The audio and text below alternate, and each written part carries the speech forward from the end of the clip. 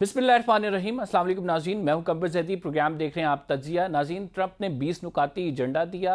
कोशिश ये थी कि गज़ा में अमन आ जाएगा, लेकिन क्या गज़ा में वाकई अमन आएगा या नहीं? जो डेवलपमेंट्स हो रही हैं वो इसके बरअक्स हैं। इसराइल अभी भी अपनी जारहाना अंदाज से पीछे नहीं हटा और हम ये देख रहे हैं कल एक जो इंसानी इमदाद के लिए शिप जा रहा था, ग्लोबल समूद फ्लोटिला, उसको किस तरह से जो है वहाँ पे तमाम मुसाफिरों को यरगमाल बनाया गया, उनको इसराइली हिरासत में ले लिया गया। फिर उसके बाद हम ये देखते हैं कि बैनुल अक़वामी सतह पर इसकी मज़म्मत आ रही है। पाकिस्तान भी कोशिश कर रहा है कि जो पाकिस्तानी वहाँ पे कैद में हैं इसराइल की, उनको छुड़ाया जाए। आज शहबाज शरीफ ने इस हवाले से इंतहाई अहम बयान दिया और वो कह रहे हैं कि सिफारती सतह पर ये कोशिशें की जा रही हैं। सेनेटर मुश्ताक अहमद उन 500 अफराद में शामिल हैं जो इस टाइम इसराइल की कैद में हैं। ये वो 562 अफराद हैं जिसमें ह्यूमन एक्टिविस्ट, इसके साथ जो आप ये कह सकते हैं कि सहाफ़ी हजरात मौजूद हैं, सोशल राइट एक्टिविज़म के लोग मौजूद हैं।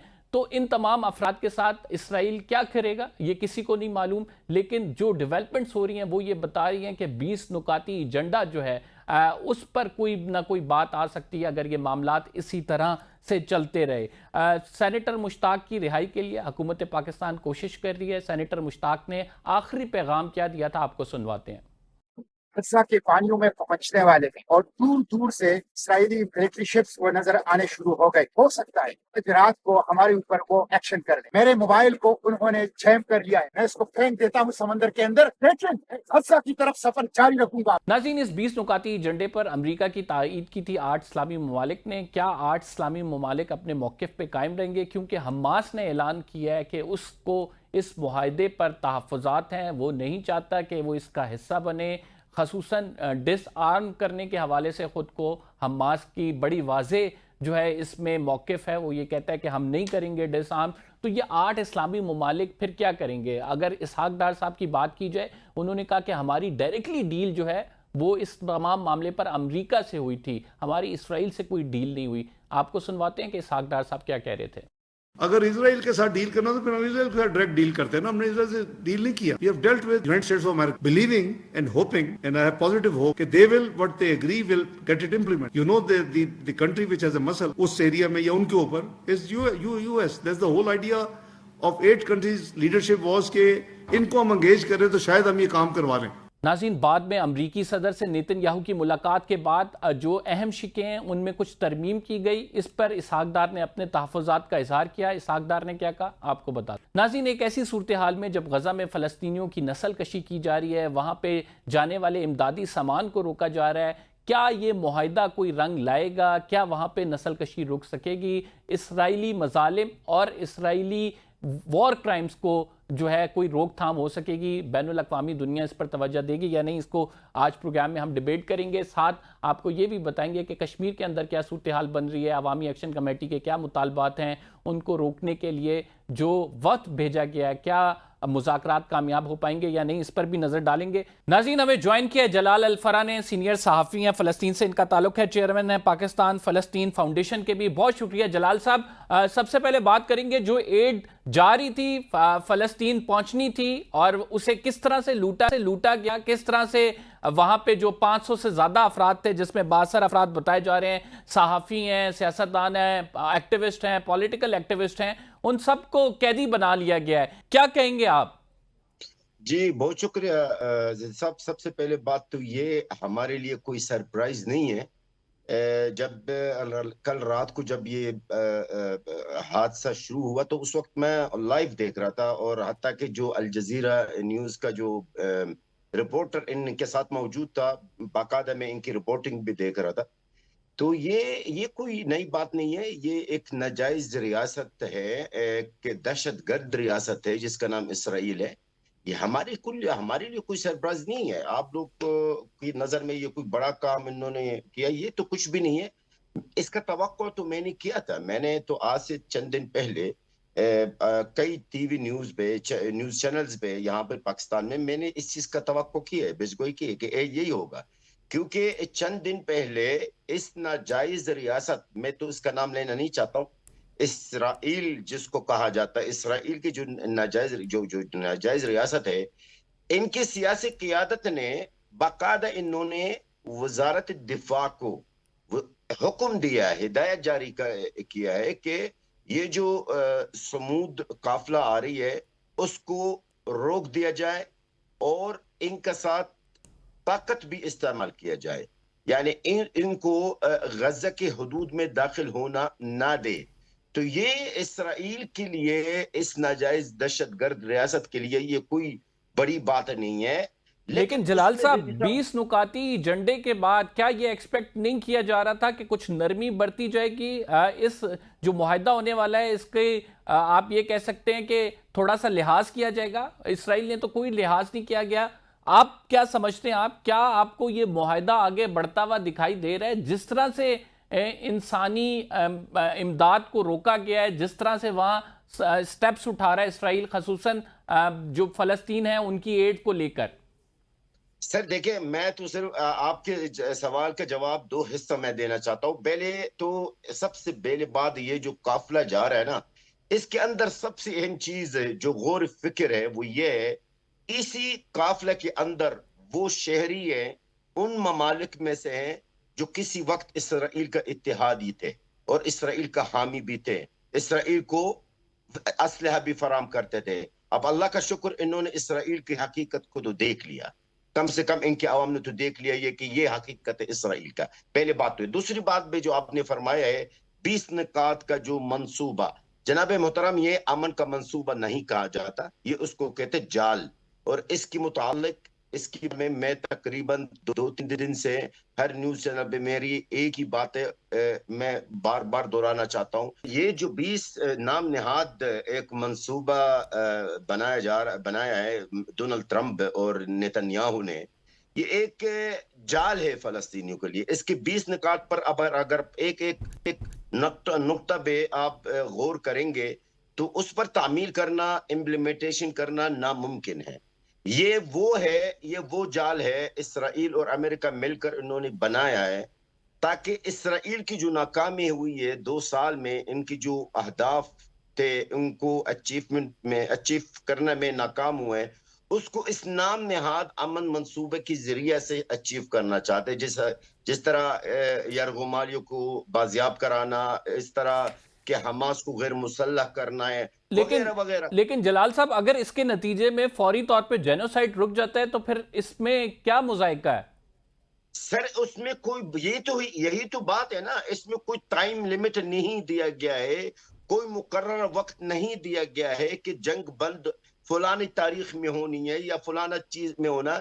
انہوں نے وہ شرائط رکھی حماس کے اوپر جو حماس وہ کرے گا نہیں ہے. میں پہلا دن سے کانفرنس چل رہا تھا تب اس وقت میں نے یہ بات کی ہے اور ابھی میری بات درست ثابت ہوئی ہے. ابھی حماس کے آج کا بیان ہے, کل کا بھی یہ بیان ہے کہ ہم اپنا اختیار نہیں چھوڑیں گے.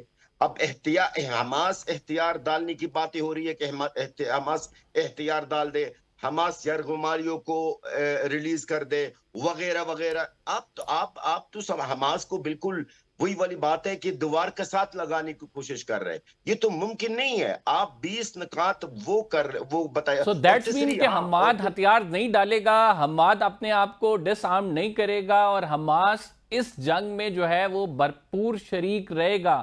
تو اس سے کیا پھر ہم نتیجہ اخذ کریں کہ یہ جو 8 ممالک ہیں جنہوں نے تائید کی ہے اس تمام معاہدے کی, وہ کہاں پہ سٹینڈ کریں گے؟ کیا وہ حماس کو ڈس آرم کریں گے پھر؟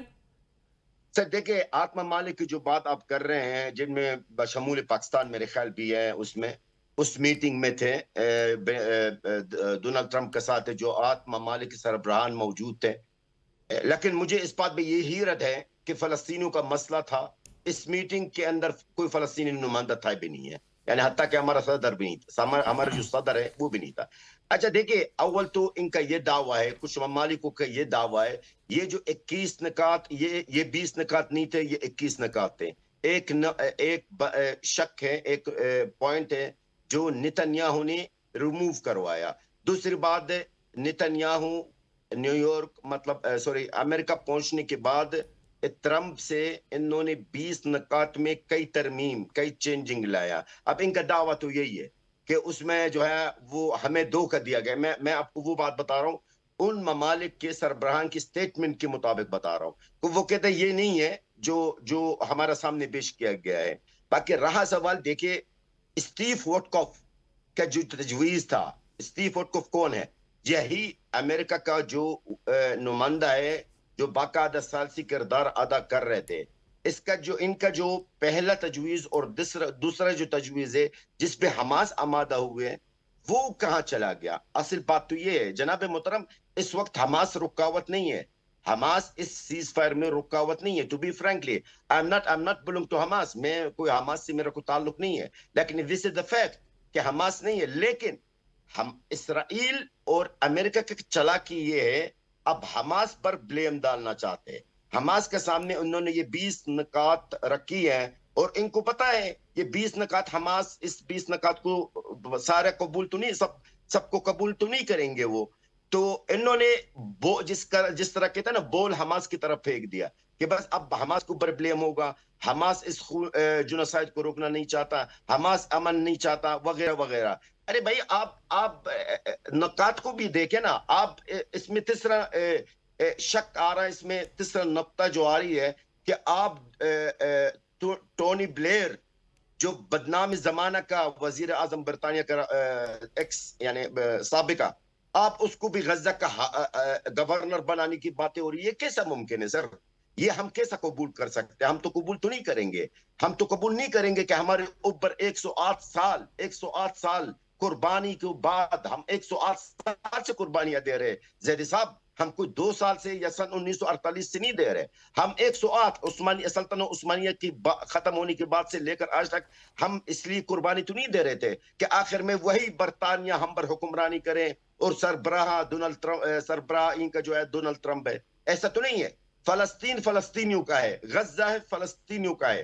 ہم پر اگر کوئی حکمرانی کرے گا تو وہ فلسطینی ہوگا. یہ ہمارے عوام کو اور ہماری جتنی بھی تنظیمیں ہیں ان کو یہ قابل قبول ہے، اور کوئی دوسرا تجویز ہم قبول نہیں کریں گے. اور دوسری بات، حماس اختیار ڈال دے یہ ممکن نہیں ہے. میں ابھی سے آپ کو بتا رہا ہوں، میں پہلے دن سے کہہ چکا ہوں، ابھی بھی کہتا ہوں، وہ نہیں اختیار ڈالیں گے حماس. تیسری بات جو یرغمالی کی بات ہے، یرغمالی چھوڑنے کا تو سوال ہی پیدا نہیں ہوتا وداؤٹ اگر تبادلہ نہیں ہوتا. اس میں بھی اس نکات کے اندر بھی یہ بھی ذکر نہیں ہے جو فلسطینی قیدی اسرائیل کی جیل میں وہ ان کو کب رہائی کر رہے ہیں. بہت چیزیں ہیں جنہوں نے اس منصوبہ کے اندر انہوں نے ادھورا رکھا. بہت بہت شکریہ. ہمارے ساتھ جلال صاحب موجود تھے، اپنی رائے کا اظہار کر رہے تھے. حماس جو ہے ہتھیار نہیں ڈالے گا، یہ معاہدہ جو ہے فلسطینیوں کے حق میں بہتر ثابت نہیں ہوگا. آنے والا وقت بتائے گا کہ اس معاہدے کے حوالے سے کیا ہوتا ہے. بہرحال پاکستان نے اس کو ویلکم کیا، لیکن اس کے بعد پھر اسحاق ڈار نے کہا کہ جو ترمیم کی گئی ہے ڈونلڈ ٹرمپ اور نیتن یاہو کی ملاقات میں، اس پر ان کو تشویش کا اظہار ہے. اس تمام معاہدے پر حماس کے تحفظات تو ہیں ہی ہیں، قطر بھی اس پر تحفظات کا اظہار کر رہے ہیں، اسے ری نیگوشیٹ کرنے کی باتیں ہو رہی ہیں. پاکستان کیا موقف اختیار کرے گا، اس پر ڈیبیٹ کرتے ہیں. سائرہ بانو صاحبہ ہمارے ساتھ موجود ہیں، جی ڈی اے کی رہنما ہیں. ہمیں جوائن کیا حماد حسن صاحب نے، سینئر تجزیہ کار ہیں. عمر دراز گوندل صاحب بیورو چیف ہیں ABN نیوز کے، ہمارے ساتھ موجود ہوں گے. آپ تینوں معزز مہمان گرامی کا شکریہ. اسٹارٹنگ فرام یو سائرہ صاحبہ، آپ کیا سمجھتی ہیں ان فردر ڈیولپمنٹس کے بعد پاکستان کا اب کیا موقف ہوگا؟ دیکھیں، حکومت کی جو بات ہوئی، کس معاہدے کو مانا، کس نکات کو، کہ ابھی وہ نکات وہ کہتے ہیں نا کہ کاغذ کے پنے پہ اترے بھی نہیں تھے، اس کو مان لیا. تو آپ کو یا مجھے یا عوام کو یا کسی بھی کو وہ کہتے ہیں نا کہ اس قابل ہی نہیں سمجھا کہ ان تمام چیزوں کے اوپر اس ملک میں بحث ہوتی، تمام جماعتوں کا یا جیسے ایک ہوتا ہے وہ ساری چیزیں وہ ہوتی. لیکن اب آپ کے سامنے کہ 2-2.5 سال سے جس طریقے سے غزہ میں وہ کہتے ہیں نا کہ بربریت اور وہ جو نسل کشی کا کام ہے، تو مجھے تو حیرت بھی ہے. اور میں کیا کہوں کہ ان 2-2.5 سال بعد وہ کہتے ہیں نا کہ مسلم امہ کی آنکھ کھلی ہے، وہ بھی اس وقت کہ جس وقت قطر میں وہاں دوحہ کے اتر یہاں حملہ ہوا. اور وہ کہتے ہیں نا کہ ہمیشہ کہ مارے دی مر گئی ماں کوئی نہ لیندا نا، چودھری دا مر گیا کتا سارا پنڈ نہ ستا. اور اس کے بعد تمام امت مسلمہ ایک پیج پر بھی آ گئی اور یہ سارا ہو گیا. یہ تو سب مجھے اگر اب میں دیکھوں تو وہ ایک یہ تمام جو سنتے آتے تھے کہ یہ ایک سارے یہ سرے وہ ایک سازش کی طرف جاتے ہیں، مجھے تو ویسا ہی لگتا ہے کہ آپ نے مطلب وہاں پر ایک نہتے لوگوں پہ آپ نے وار بولا ہے. دیکھیں، اس کو وار کا نام مت دیں. وار تو تب ہے کہ دونوں برابر کے فریقین آپس میں لڑیں. وہاں پر ایک بوڑھے جوان نہتے، بوڑھے اور جوان اور معصوم بچے جو کہ اس دنیا میں آئے ہیں اور جو اس دنیا میں نہیں آئے، یہ ان کے اوپر حملہ ہے. اس کو میں جنگ نہیں سمجھتی، اس کو میں ان کی بربریت سمجھتی ہوں. حماد صاحب، آپ کیا سمجھتے ہیں ان 20 نکات پہ ایز اٹ از عمل درآمد ہوگا؟ یہ 8 ممالک ساتھ ہی رہیں گے یا پھر یہ ری نیگوشیٹ کی طرف جائے گا معاملہ؟ بہت شکریہ کمبر، آپ نے بات کرنے کا موقع دیا. دیکھیں، اسرائیل کا جو مزاج ہے، جو ان کی تاریخ ہے گزشتہ 60-70 سال سے، وہ تو ہے ہی بربریت کی، ظلم کی اور کمزوروں پر چڑھ دوڑنے کی. اس میں تو کوئی دو رائے نہیں ہے. لیکن اس وقت مجموعی تناظر میں اگر ہم حالات کو دیکھیں تو دنیا کا پورا منظرنامہ تبدیل ہو رہا ہے. چائنا اکنامکلی اور ٹیکنالوجی کے حوالے سے، ڈپلومیسی کے حوالے سے پوری دنیا پر چھانے لگا ہے، لیکن چائنا اسرائیل کی پشت پر نہیں ہے. اسرائیل کی پشت پر جو ممالک تھے وہ چائنا کے ساتھ سامنے کمزور پڑتے جا رہے ہیں، تو ظاہر ہے الٹیمیٹلی اسرائیل بھی کمزور پڑتا جا رہا ہے. یہ جو معاہدہ ہے اس کو ہم اس کے ساتھ جوڑ کر نہیں دیکھ سکتے، نہ ہم فوری طور پر ایبرپٹلی ان ایسے حالات کی توقع رکھ سکتے، ایکسپیکٹ کر سکتے ہیں کہ فوری طور پر اسرائیل اپنے مزاج کو تبدیل کرے گا. اسرائیل بتدریج کمزوری کی طرف بڑھ رہا ہے. اگر وہ آج ایک معاہدے پر آئے تو کل وہ دوسرے معاہدے پر بھی آ جائے گا. لیکن ظاہر ہے ایک ایگریشن تو اس کے ہاں موجود ہے، ایک اشتعال موجود ہے. وہ پسپا ہوتا جا رہا ہے، وہ شکست خوردہ ہوتا جا رہا ہے، اور شکستگی کے دوران عمومی طور پر رویہ بڑا جارحانہ ہوتا ہے. ابھی جو تازہ ترین ڈیولپمنٹ سامنے آئی ہے وہ تو ایک روایتی مزاج ہے ان کا، جبکہ معاہدہ جو ہے جس پر 8 ممالک پاکستان سمیت ملیشیا، مصر، ترکی اور دوسرے اہم ترین اسلامی ممالک اس پر ایگری کر گئے ہیں، تو وہ تو بتدریج آگے بڑھیں گے. وہ تو معاملات، بلکہ آپ نے دیکھا کہ حماس نے بھی اپنے ریزرویشن کا اظہار کر دیا ہے. تو اس کا مطلب یہ ہے کہ مجموعی تناظر میں جو اسرائیل مخالف ممالک ہیں یا جو مسلم ممالک ہیں وہ تو بتدریج آگے بڑھ رہے ہیں. رہا اسرائیل کا رویہ تو اس میں کون سی حیرت ہے؟ وہ اگر معصوم فلسطینی بچوں کو بموں سے، ڈیزی کٹر بموں سے اڑا سکتے ہیں تو ان کے لیے ایک جہاز پر حملہ کرنا کون سی نئی بات ہے. ناظرین، پروگرام میں ایک چھوٹا سا بریک شامل کر رہے ہیں، لوکل پالیٹکس پہ بات کریں گے. اس چھوٹے سے بریک کے بعد آپ کہیں مت جائیے گا.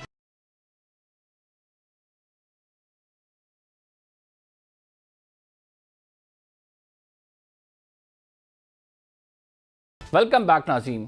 عمر، ہم نے یہ دیکھا کہ اس تمام معاملے میں اگر اوور آل پوری پکچر کو دیکھا جائے تو اسرائیل کی جو سازشیں ہیں، اسرائیل کے جو جنگی جرائم ہیں، اسرائیل کی آپ یہ کہہ سکتے ہیں کہ اس تمام معاملے میں جو اپروچ رہی ہے وہ ہمیشہ سے ایک بروٹل اپروچ رہی ہے. آپ سمجھتے ہیں کہ عالمی جو طاقتیں ہیں وہ اس پہ خاموش رہیں گی؟ اب ایک ایسے جہاز کو نشانہ بنایا گیا جو وہاں پہ انسانی ایڈ لے کے جا رہی تھی، اس کو نشانہ بنانا اٹ سیلف کرائم ہے، اور اس پہ برطانیہ کی جانب سے رد عمل بھی آیا ہے.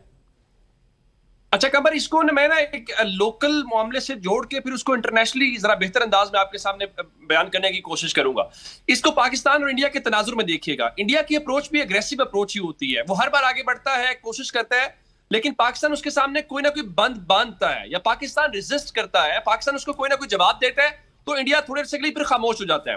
جب ہم اسرائیل کو دیکھتے ہیں اور پھر مشرق وسطیٰ کی تناظر میں دیکھتے ہیں، 1967 کے بعد آپ نے کیا کرنا تھا؟ مشرق وسطیٰ کے ممالک نے اپنے آپ کو مضبوط کرنا تھا. عرب ممالک کی ذمہ داری تھی کہ ٹیکنالوجی کے لحاظ سے یا دیگر چیزوں میں جو آپ کا دشمن جب اگریسو ہوتا ہے تو آپ اس کے اکارڈنگلی تیاری کرتے ہیں. لیکن انفارچونیٹلی مشرق وسطیٰ کے جو تمام ممالک ہیں، چاہے وہ بائی ڈیزائن ان کو اس طرح سے چیزوں کو کر دیا گیا کہ وہ اپاہج یا مفلوج ہو کر رہ گئے یا وہ امریکہ کے اوپر ڈیپینڈنٹ ہو گئے. یعنی آپ اندازہ کیجئے کہ اسرائیل امریکہ کے گرین سگنل کے بنا تو قطر پہ حملہ نہیں کیا نا، نہ ایران پہ حملہ کیا ہے. تو جس کے گرین سگنل کے ساتھ وہ حملہ کر رہے ہیں، عرب ممالک سارے اس کے اوپر ڈیپینڈنٹ تھے.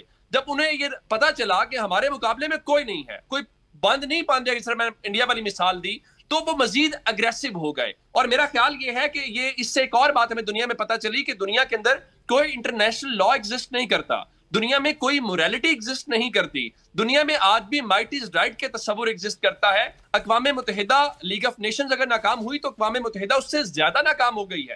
اور امریکہ اگر اپنے آپ کو یہ سمجھتا ہے وہ سپر پاور ہے اور یہ ورلڈ آرڈر کو وہ لیڈ کر رہا ہے، تو اس نے بھی بڑی بہت میزرلی اپنے آپ کو ناکام ثابت کیا. اس نے کوئی اس میں ایسا فریق نہیں ہے جس کے اوپر اتفاق کیا جا سکے یا ضامن کے طور پہ, بلکہ وہ اس کی تمام شے کے ساتھ یہ سب کچھ کرتا ہوا دکھائی دے رہا ہے. جہاں تک جس جہاز کی آپ بات کر رہے ہیں, یہ کوئی پہلی بار ہوا ہے, یہ پہلے بھی جاتے رہے اور وہ آئندہ بھی کریں گے. ذرا ان کی دیدہ دلیری دیکھیے, وہ کیمروں کی موجودگی میں سب کر رہے ہیں, وہ کسی انٹرنیشنل باڈی کو نہیں مانتے, وہ کسی انٹرنیشنل لا کو نہیں مانتے. لیکن اس میں ہم سب کی کمزوری ہے کہ ہم اپنا کیس پریزنٹ نہیں کر پائے. جس طرح سے ہم نے ہر بار جلد بازی میں چیزیں کرتے ہیں, یعنی ابھی جس معاہدے کی آپ لوگ بات کر رہے ہیں, دیکھیے ہر کوئی امن چاہتا ہے, ہر کوئی چاہتا ہے کہ وہاں جو مظلوم مسلمان ہیں یا مظلوم انسان ہیں ان کی جانیں بچنی چاہیے. لیکن یہ بچ جانا کیا تھا؟ ڈیبیٹ تو کرتے, اپنے گھر میں تو ڈیبیٹ کرتے, ذرا انتظار تو کرتے. جو اس کے ڈائریکٹلی سٹیک ہولڈرز ہیں فلسطین والے, ان کا رد عمل تو آنے دیں. ذرا عرب ممالک خود تو رد عمل دیں. آپ نے ان سے پہلے رد عمل دے کے,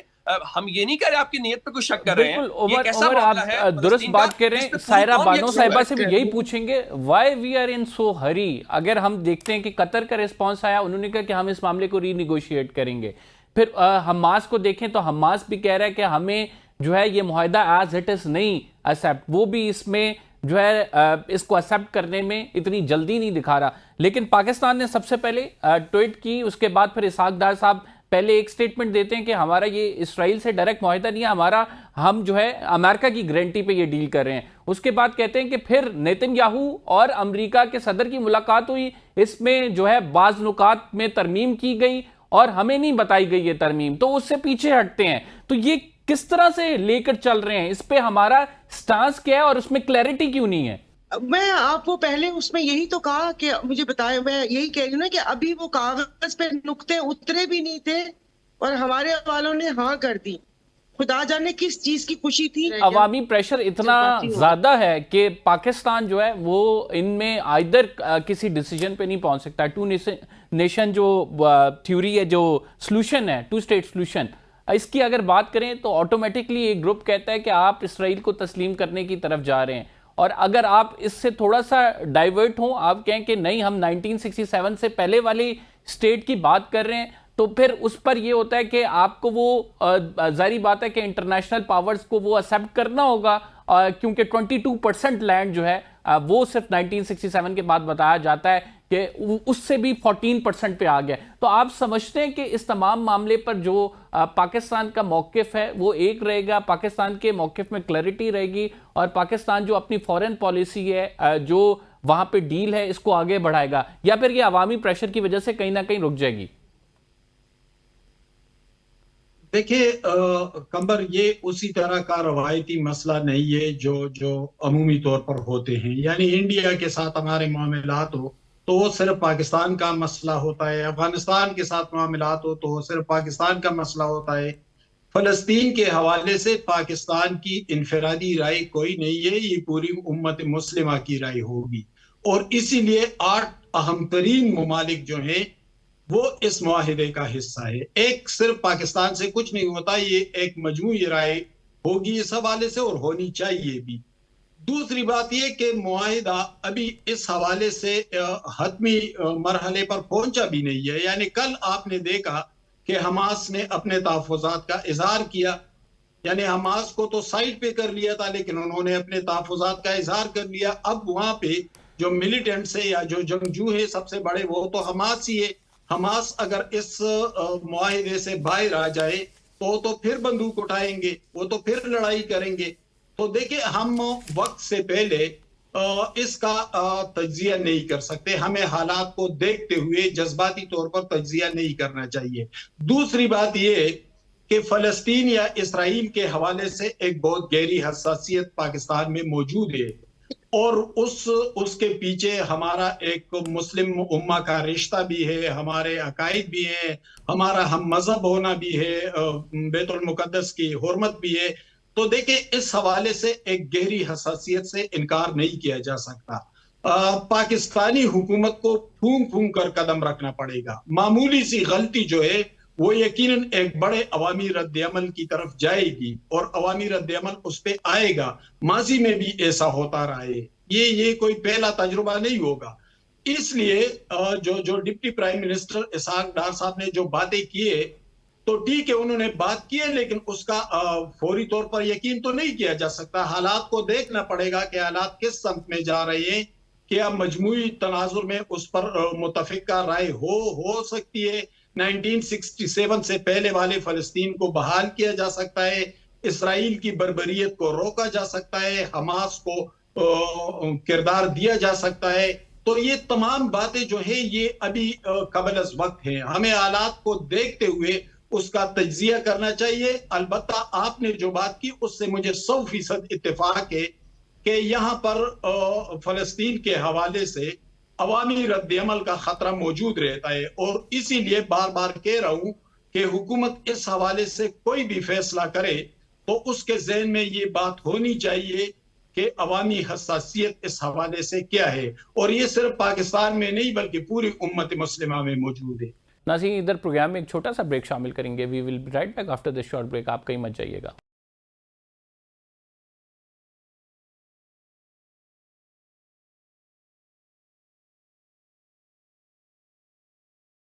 ویلکم بیک ناظرین. عمر دراز آپ کی طرف بڑھوں گا. کچھ لوکل پالیٹکس کے حوالے سے بھی بات کرتے ہیں. ہم یہ دیکھ رہے ہیں کہ کشمیر والا ایشو عوامی ایکشن کمیٹی کس طرح سے جو ہے اس احتجاج کو ہم رکتا ہوا بھی دیکھ رہے ہیں، کیونکہ وہاں پہ ان کو روکنے کی باقاعدہ کوشش کی جا رہی ہے. اس میں مظاہرین اور ریاستی جو ایجنسیز ہیں ان کے درمیان جھڑپیں بھی مختلف جاری ہیں. حکومت نے ایک مذاکراتی کمیٹی بنائی ہے. اس مذاکراتی کمیٹی کوئی حل نکال سکے گی؟ آپ سمجھتے ہیں یہ کہ مذاکراتی کمیٹی اس اہل ہے کہ اس بڑے احتجاج کو روک سکے؟ دیکھیے زیدی صاحب، جو سیاستدان ہوتے ہیں یہ ان کے پاس کیپیسٹی ہوتی ہے، وہ چونکہ تلخ بات کو بھی ہنس کے ٹال دیتے ہیں، وہ تلخ چیزوں کو بھی بہتر انداز میں ہینڈل کر پاتے ہیں. یہ دیر کی گئی ہے، یہ کام بہت پہلے ہونا چاہیے تھا. جو راجہ پرویز اشرف صاحب ہیں یا قمر زمان کائرہ صاحب ہیں، احسن اقبال صاحب ہیں، رانا ثناءاللہ یا جو دیگر اکابرین کو آپ نے شامل کیا ہے، ان کو آپ کو بہت پہلے جانا چاہیے تھا. یہ جانی نقصان نہیں ہونا چاہیے تھا. یہ جو آپ نے انڈیا کو، انڈین میڈیا کو یا پاکستان کے جو دشمن ہیں جو آپ نے ان کو موقع دیا، یہ موقع نہیں ملنا چاہیے تھا. آپ کو بہت ٹائملی چیزوں کو انگیج کرنا چاہیے تھا. آپ یہ کہہ سکتے ہیں کہ جو ایکشن کمیٹی کے مطالبات ہیں یہ مطالبہ نہیں مانا جا سکتا، یہ آئین کی حدود سے باہر ہے. دیکھیں جب احتجاج ہوتا ہے، مطالبات ہوتے ہیں، تو یہ ضروری نہیں ہوتا سارے مطالبات مان لی جاتے ہیں. آپ کم از کم ایک قدم آگے بڑھاتے ہیں. نمبر 1 تو انہیں جو آزاد کشمیر کے وزیر اعظم ہیں ان کو سیک کرنا چاہیے. پیپلز پارٹی نے چونکہ یہ اعزاز حاصل کیا ہوا ہے، اور پھر آپ نے پی ٹی آئی کا جو فارورڈ بلاک ہے اس کے ذریعے حکومت ہے. اس سے ہمیں ایک پیغام یہ بھی ملتا ہے کہ وہاں پہ عوامی نمائندہ حکومت جب تک نہیں ہوگی یہ مسائل ہوتے رہیں گے. اور اسی وجہ سے آپ کو اسلام آباد سے ڈیلیگیشن بھیجنا پڑا ہے، اور یہ ڈیلیگیشن بہت ٹائملی جانا چاہیے تھا. یہ اس وقت جب آپ نے بھیجا ہے، چلیں اس حد تک دیر آئے درست آئے کہہ لیتے ہیں، لیکن یہ تاخیر سے بھیجا گیا. جب آپ نے میڈیا میں بلیک آؤٹ ہوا، جب یہ سارا نقصان ہوا، اس کے بعد اب آپ اس کو جس کو کہتے ہیں نا فائر فائٹنگ کرنے کی کوشش کر رہے ہیں. یہ تھوڑا سا ڈیلے ہوا ہے. اب رہی بات کیا یہ کر سکتے ہیں، مجھے یقین ہے بالکل کر سکتے ہیں، اور ان کو کرنا بھی چاہیے. ان لوگوں سے بات کرنی چاہیے. ان کے اگر 10 مطالبات ہیں تو وہ 38 کے قریب، تو 10 میں سے جب آپ جو ہے 6 بھی مان لیں گے تو باقی 4 جو ہے ایکشن کمیٹی تھوڑا سا وہ بھی لچک کا مظاہرہ کرے گی. تو میری رائے یہ ہے کہ ان کو بہت پہلے ان کے ساتھ ٹیبل پہ بیٹھنا چاہیے تھا، اور عوامی ایکشن سائرہ صاحب تقریباً 38 مطالبات ہیں جو کہ رکھے گئے ہیں. آپ سمجھتی ہیں کہ حکومت 38 مطالبات میں سے کچھ ہی تسلیم کر لے گی، یہ احتجاج رک جائے گا؟ دیکھیں جیسے عمر دراز صاحب نے کہا کہ یہ ٹائملی ایکشن ہونا چاہیے تھا. ہمیشہ یہ رائتا پھیلا کر پھر اس کے بعد یہ وزراء یا جو سیاسی لوگ جاتے ہیں اس کی صفائی کرنے جاتے ہیں کہ وہ کہتے ہیں کہ ہمیشہ دیر کر دیتا ہوں. یہ تو اتنے دنوں سے ہم دیکھ رہے ہیں. پھر اس کے بعد ان کی وہ ساری چیزیں بلیک آؤٹ کر دیے. وہاں پر نہ فون سگنلز نہ کوئی ویڈیو. اتنی جانے کے بعد وہ کہتے ہیں نا حاکم وقت یا حاکم شہر کی آنکھ کھلی کہ جی اب وہاں پر یہ وفد جانا چاہیے. اتنا جانی اور مالی قیمتی انسانی جانیں ضائع ہونے کے بعد چلے سارا ہو گیا. صبح ساری ایکشن کمیٹی چلی، یہ جو حکومتی کمیٹی ہے وہ وہاں پر ان کے ساتھ نیگوسیشن کرنے چلی گئی. تو ابھی جو پریس کلب اسلام آباد میں ہوا ہے، کیا میں وہ جو پریزیڈنٹ پریس کلب بٹ صاحب ہے جو آج کے الیکشن میں مصروف تھے کہ کسی طریقے ان کا پینل جیتے، کیا آیا وہ سٹینڈ لیں گے؟ جس تشدد اور بربریت سے پولیس والے ان صحافیوں کو مار رہے تھے. یہاں پر مجھے سمجھ نہیں آتی، ہم کوئی بھی جمہوری آواز ہو، وہ احتجاج ہو، اس کو طاقت سے دبانے کی کیوں کوشش کرتے ہیں؟ کیوں انسان کے بچوں کی طرح بیٹھ کے ان کو ٹیبل پہ نہیں لا سکتے. پہلے اپنی طاقت کا مظاہرہ, پھر دیکھتے ہیں معاملہ نہیں دبا تو پھر جی آ کے ٹیبل پہ بیٹھ جائیں اور بات کر لیں. ابھی میں مذمت کرتی ہوں آپ کے پروگرام کے توسط سے جو صحافیوں کے اوپر پولیس نے, اسلام آباد پولیس نے پریس کلب میں تشدد کیا, اندر گھس کے تشدد کیے. صحافیوں کی جان و مال محفوظ نہ ہوگی تو پھر جو صحافی جو وہ کہتے ہیں کہ خبریں لا کے آپ کو, ہمیں عوام کو باخبر رکھتے ہیں, پھر کیا ہوگا؟ پھر ایسا ہی کہ جو سی سی ڈی کی کاروائی یا ان کے اوپر رپورٹ لکھی ہے تو پھر اس صحافی کی مونچھیں داڑھی اور بھویں مونڈ کے اس کی تصویر وہاں پر کر دیں گے. طلال چودھری نے اس تمام معاملے کی مذمت کی ہے اور وہاں پہ بیٹھ کے پریس کانفرنس بھی کی ہے. طلال چودھری صاحب کہتے ہیں کہ جو ہوا ہے غلط ہوا ہے, اس طرح سے گھس کر نہیں مارنا چاہیے تھا. جو فوٹیجز سامنے آ رہی ہیں ناظرین, اس سے پتہ لگ رہا ہے کہ صرف میں پریس کانفرنس کر لوں. جی بالکل غلط ہے. ہم سب اس کی مذمت کرتے ہیں. جس طرح سے میں یہی بتا رہا ہوں کہ جس طرح سے پولیس والے اندر گھسے ہیں, صحافیوں کو نشانہ بنایا ہے, چاہے وہ پروٹیسٹر کی آڑ میں ہے, ایسا نہیں ہونا چاہیے. یہ بتاتا ہے کہ آپ کا رویہ آپ کی عوام کے ساتھ کیسا ہے. یہ وہ ریاستی ادارے ہیں جنہوں نے عوام کا تحفظ کرنا ہے. آئین پاکستان کے تحت ان کی یہ ذمہ داری بنتی ہے. لیکن اگر یہی ایسا رویہ اختیار کریں گے, تشدد کریں گے عوام پر, تو پھر جو عوام ہے وہ کس کے پاس جا کر پناہ لے گی؟ ایک بہت بڑا سوال ہے جو کہ ہمارے اس ملک میں پوچھا جا رہا ہے, اور یہ پوچھا جا رہا ہے زیادہ جب سے یہ حکومت کی تبدیلی آئی ہے. خیر حماد حسن صاحب, آپ کیا سمجھتے ہیں عوامی ایکشن کمیٹی نے جو کچھ مطالبات رکھے ہیں, ان کے پیچھے کہا بھی جا رہا ہے کہ یہ بھارتی سازش بھی ہے. آپ سمجھتے ہیں کوئی بھارتی سازش بھی ہے؟ دیکھیں قمر, میں ایک سادہ سی بات آپ کے سامنے رکھ لیتا ہوں. یہ وزیرستان, باجوڑ, خیبر ایجنسی, یہ بہت روایتی علاقے ہیں, بہت دیندار لوگ ہیں یہاں کے, بہت سادہ اور مہمان نواز لوگ ہیں. کیا وہ امن سے ہیں؟ کیا وہ لوگ نہیں نکل رہے ہیں سالوں سے؟ یہ بلوچستان آگ میں نہیں جل رہا ہے, یہ پورا پختونخوا آگ میں نہیں جل رہا ہے. یہ کشمیر میں جو صورتحال بنی ہے, مجھے بتایا جائے کہ ہمیں تو یہ کہا جا رہا ہے کہ ہم محفوظاتوں میں ہیں, ہم جاگ رہے ہیں, ہم ہمارے دشمن ہیں. تو یہ سارے دنیا کے سارے دشمن اسی پاکستان کے ہیں کہ جہاں بھی کوئی واقعہ ہو جاتا ہے, جہاں بھی آگ لگ جاتی ہے, تو ہم دوسروں پر اور پرائے لوگوں پر الزام دھر کر اپنے آپ کو بے فکر کر لیتے ہیں کہ بس ٹھیک ہے, یہ فلاں کی سازش ہے, یہ فلاں کی سازش ہے. کسی کی سازش نہیں ہے. ہم اندر سے کھوکھلے ہو چکے ہیں.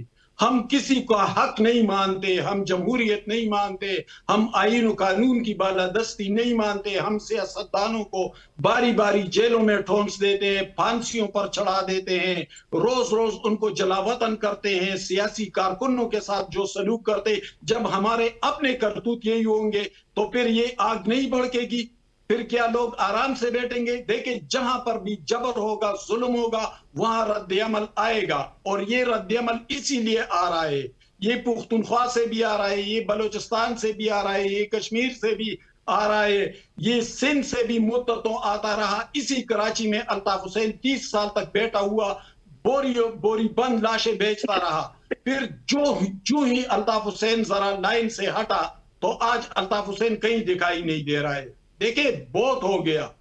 اب ہمیں آئین و قانون کی چھتری تلے آنا ہوگا اور سب کو آنا ہوگا. اگر ہم نہیں آئیں گے تو اسی طرح کی احتجاج ہے. میں ایک اور بات کروں, کشمیر کا احتجاج لیڈر لیس احتجاج ہے. یعنی شوکت نواز یا کوئی دوسرے وہ اتنے بڑے پوسٹر کے لیڈر نہیں ہے, لیکن پہلے لیڈرز لیڈ کرتے تھے. بے نظیر بھٹو نے لیڈ کیا, فاطمہ جناح نے لیڈ کیا, نواز شریف نے لیڈ کیا, ولی خان نے لیڈ کیا. آج لیڈر دکھائی نہیں دیتا, آج عوام خود لیڈ کر رہے ہیں. ابھی حال ہی میں ہم نے بنگلہ دیش میں بھی لیڈر لیس احتجاج کو دیکھا, ہم نے نیپال میں بھی دیکھا, ہم نے اس سے پہلے لیبیا اور عراق میں بھی دیکھا, اور پھر وہاں کے بادشاہوں کا انجام بھی دیکھا.